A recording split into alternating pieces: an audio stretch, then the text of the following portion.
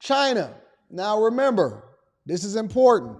I know a lot of y'all have been unfamiliar with what's going on with regard to Taiwan, but China, for a lot of different reasons, including controlling what's happening in our seas, also semiconductor chips, innovation and things like that. China has been long-term plotting on invading and taking over Taiwan, which has incentivized the United States of America to continue to fortify their ties with Taiwan, including their latest president that was recently elected. Now, the interesting thing about this is that when you look at what was going on at our borders, our border crisis, and our Republicans and our Democrats largely were fighting. They were fighting a long war, and they were using the border in order to try to justify sending money over to Ukraine, Israel, and Taiwan. And so as we look at what's going over in Haiti, and we see what's going over in a lot of these other countries that are absolutely devastated, you have to ask yourself the question, well, why are we so focused on Israel and Ukraine and Taiwan? Well, we fighting a proxy war, essentially, right? We are funding wars in order to try to keep our competitors and our competition when it comes to other countries such as Russia and China at bay. And so the United States of America can't just join in on something. And a lot of y'all say, well, why are we sending money over to these places? Well, there's a reason for that, because we have an incentive to be a part of or align with Taiwan and Ukraine and so on and so forth, right? But let me deep dive a little bit more, because China recently started doing missile exercises in order to flex their might, because they think that they should own Taiwan, and they're sick of the United States of America getting in the way. All right. So I want to keep you guys informed on what's going on in these streets. Make sure you hit a like for the algorithm, subscribe to the channel, and turn on your notifications, and recognize this, that it always comes back down to the money. Tonight, the message from Washington to Taipei is crystal clear. We love Taiwan. The first words from House Foreign Affairs Chairman Mike McCall to the island's new president, Lai Ching-te. Taiwan is self-governed, but China claims it as part of its territory. China reacted to Lai's swearing in by moving warships and fighter jets close to Taiwan's shores and warned American leaders not to go to Taiwan. But you came anyway. Why? Because we support Taiwan. We support freedom and democracy again. You support freedom and democracy, or you support all of that oil that they got over there? You support controlling all of the shipping lanes that's over there, or you support what's going on when it comes to the semiconductor chips? Hey, listen, we support democracy. Why y'all not over there in Haiti? I say F Haiti anyway. I ain't tripping off Haiti, because Haiti over there, they got their nose turned up and they ain't even got nothing to offer in the first place. They gonna tell us how it is that they want us to come over there and participate in Haiti to save them from themselves while they over there killing missionaries. But it always comes back down to the money. Instead, dictatorships like the one that's very close to where we're sitting right now, the People's Republic of China. China's aggressive posture has American leaders worried. The U.S. is investing billions of dollars to fortify Taiwan's military with the goal of deterring an attack. The United States of America has been sending billions. Remember, and I've been covering this for a long time, and so this is why this is one of the greatest morning shows on earth, because we could just speak candidly, because we have no strings on us, ladies and gentlemen. And they used your border and said, listen, we're going to hold up what's going on over at the border. And y'all kept trying to figure out, hey, why Biden won't fortify the border? Because it's a lot of different reasons and a lot of things that's going on under your nose that we don't even know. But we got to put together our context clues in order to be able to have this conversation. And one of the things that they're doing and that they did was they leveraged foreign aid in order to justify securing your borders. And your borders still aren't secure, although they started to stem the tide of the amount of immigrants that were coming over here illegally, because that was a part of the last funding of the budget, and also making sure that they got money over to Israel, Ukraine, and Taiwan. And one of the things that the Republicans wanted to do, that they kept saying, hey, we don't want to vote on it individually. We don't want to have conversations about the individual places that you want to fund. We want to make this all a part of one package in order for us to be able to push it through. And the American people is completely oblivious because they're so focused on abortions rights. So while they're sitting there and they're sending Kamala Harris to your city in order to advocate for abortion rights and to distract you from the things that's really meaningful and the things that you're actually funding, your taxpayer dollars are going to. They're having a conversation about whether or not women's rights is a thing. And that's something that you can completely control, whether or not you get somebody pregnant in the first place. So why are we even having this conversation? Why is it so meaningful to the American public when we're having conversations about what's going on internationally and how it is that we're going to be competing against these other countries? You know why? Because the American people are 100% emotional, and so they make emotional decisions instead of paying attention to the context clues. And success leaves clues. And they're letting you know exactly what they're going to do. And if you read any of these policies and you read any of these, you pay attention to what's going on in these legislative branches and what Congress are pushing through and the Senate majority leaders are having debates about, then you can start to actually understand. And this is one of the reasons why we are the greatest morning show on earth, because we want to cover everything as far as how it comes back down to the money, because we know that you guys are emotional and we want to educate you and we want you to vote based off of policy instead of basing it off of however it is that you feel about this particular candidate. We want you to make an informed decision based off of what's best for your family and where your tax dollars are going to go. Let's see where it's going. But inside this flower market in downtown Taipei, there are little signs of anxiety, with most shoppers telling us that they are happy with the status quo. China had military exercises this week. Does that ever worry you? Not much, because that's almost become a part of our daily life. And the world's economy is reliant on Taiwan. 90% of the world's advanced semiconductors are produced here, a supply chain. 90%. 90% of the world's semiconductor chips are produced in Taiwan. I want y'all to pay attention to what's going on here. I want you to pay attention to what's going on here. They not sending money over to Taiwan just because they think that listen, we don't want this mean China disrupting the democracy. 90%. So the United States of America has to send money over there in order to fortify their military, because they got to fight this proxy war because they have a vested interest in what's going on in Taiwan. Meanwhile, Biden pushed through the CHIPS Act. Some of you may not be familiar with the CHIPS Act. Are you? Let's have a conversation. Let's look it up. Why not? It's a Millionaire Morning Show. We can do what we want to do. Let's talk about the CHIPS Act. All right? Remember when the CHIPS Act came through? This is the CHIPS Act. And they gave you a fact sheet. President Biden's first year in office. The Biden-Harris administration has implemented an industrial strategy to revitalize domestic manufacturing, creating good-paying American jobs, strengthening American supply chains, and accelerate the industries of the future. These policies have spurred a historic recovery in manufacturing, adding 642,000 manufacturing jobs since 2021's. Lies.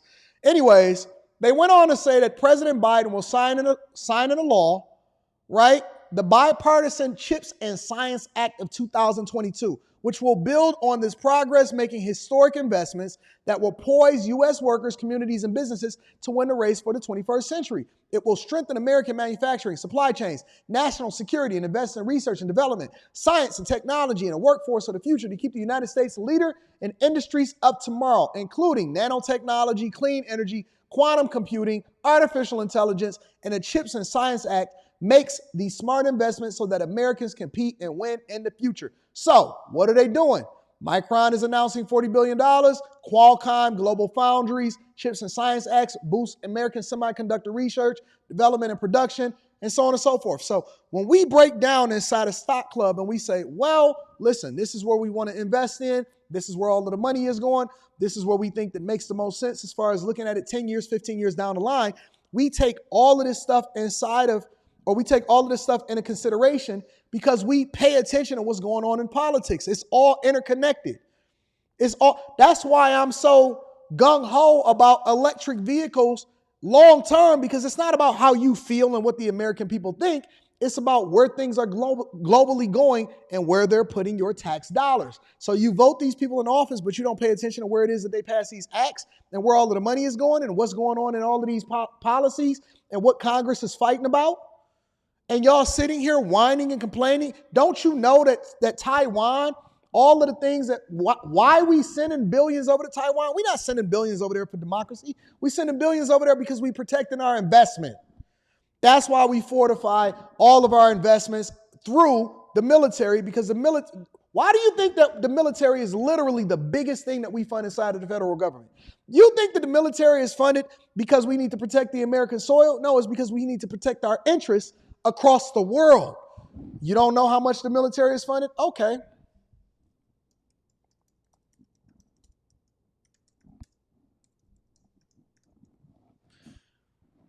The United States spent $820 billion on national defense during the fiscal year 2023, which amounted to 13% of the entire federal budget. Almost $1 trillion a year is spent on your military. You think that they making that type of investment just because they feel like giving out scholarships and free loans over to people and veterans? They spending $1 trillion in military spending because they got to protect their investments. Let's continue. Let's get back. Listen, I didn't mean to do this level of a deep dive, but I want to get back to the core of what it is that we're looking at. It's a reason why China is looking at Taiwan, because they're producing 90% of the semiconductor chips. On top of that, Biden is trying to fortify what's going on inside the United States of America by increasing manufacturing on our shores so that we don't have to become interdependent on other countries like Taiwan in order to be able to continue to fortify our lead in semiconductor chips, which powers everything that we do, including what's going on inside of our military. Let's take a look. In Taiwan, a delicate piece looks a little more fragile. The self-governed island has a new leader, one China sees as a reckless separatist. For 2 days, Beijing tried to show the world how it could and would wage and win a war here. This is Keelung, a naval base. The closest Beijing's aircraft got to Taiwan's coast was about 45 miles from here. Ki Ming-woo has seen decades of tension. To him, it feels like a farce. Do you think conflict with China is a real possibility? China is huge. Taiwan is just such a tiny place. One lake in China is 10 times bigger than Taiwan. Do you think this land is of any benefit to them? But to Beijing, it is critical. Reunification inevitable. The latest drills, punishment for Taiwan talking about two separate countries. It is about more, though, than just vitriolic bluster. There is definitely a sense here that if Beijing was to make a military move, it would be catastrophic. But there is also a kind of fatigue that seems to have set in, particularly among young people, a sort of collective roll of the eye every time the rhetorical cannons are fired. So the people over in Taiwan is used to this rhetoric and this talk, and they've already normalized what their lives are based off of it, right? But let me go into it a little bit deeper to help y'all to understand why China is so interested in Taiwan outside of the semiconductor chips. So what do China's drills around Taiwan tell us? Our military analyst Sean Bell joins me in the studio. So Sean, first of all, let's discuss why Taiwan is so important to China. Yeah, good afternoon, Simon. I mean, the South China Sea is at a crossroads, really, of two global maritime routes. It's a link between the Indian and Pacific Oceans. About a third of the global trade runs through this area. Also, in the South China Sea, there are massive oil and gas reserves. They've quoted that 11 billion barrels of oil are in there. And that, by reference, that's about 30 years of UK production. 30 years of UK production is sitting within this little small island over there in Taiwan. Let's continue. Look how small Taiwan is compared to China. Why are they so interested in this small little island? It's a huge amount. Now, China's been absolutely building artificial islands all over the place, militarizing them in trying to extend their influence there. The other important thing, if you look at the other map, is China's coast next to the South China Sea is actually relatively shallow. It's not really clear on here, but it's about 30 meters deep. China militarily wants to run nuclear submarines. They only work if they are out of sight, out of mind. At the moment, they've got a long transit where they can be seen. If you look at the coastline just off to the east of Taiwan here, it's on the edge of the continental plate and just drops away. So if you were to have a nuclear submarine base there, it could operate a lot more effectively. Now, China's always insisted that Taiwan is part of its orbit. It will reunify at some stage. So the question is now, were these drills just a sort of one of these periodic issues that crops up, or is there something slightly more sinister? And given the fact they only gave 45 minutes warning for them, it does appear China's testing Taiwan's defensive capability. Yeah, so let's explore that more then. The recent drills followed decades of tension, as we've said. Do you think China's any closer then to actually invading Taiwan? It does feel as if the situation is changing slightly. You remember the last time they did these drills was back in August 2022 when Nancy Pelosi famously did that visit to Taiwan. But Xi Jinping has been hosting President Putin in a sort of state visit only last week.